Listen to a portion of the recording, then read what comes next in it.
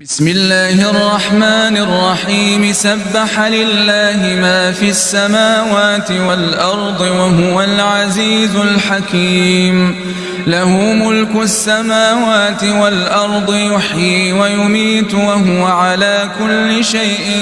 قدير هو الأول والآخر والظاهر والباطن وهو بكل شيء عليم هو الذي خلق السماوات والأرض في 6 أيام ثم استوى على العرش يعلم ما يلج في الأرض وما يخرج منها وما ينزل من السماء وما يعرج فيها وهو معكم أينما كنتم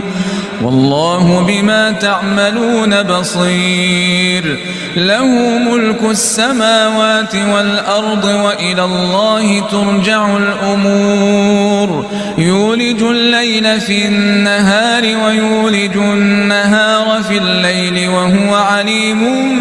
بذات الصدور آمنوا بالله ورسوله وأنفقوا مما جعلكم مستخلفين فيه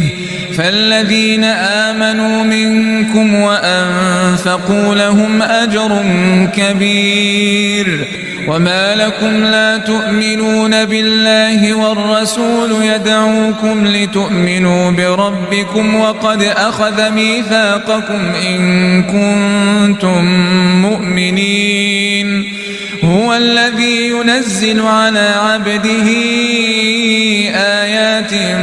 بينات ليخرجكم من الظلمات إلى النور وإن الله بكم لرؤوف رحيم وما لكم ألا تنفقوا في سبيل الله ولله ميراث السماوات والأرض لا يستوي منكم من أنفق من قبل الفتح وقاتل أولئك أعظم درجة من الذين أنفقوا من بعد وقاتلوا وكلا وعد الله الحسنى والله بما تعملون خبير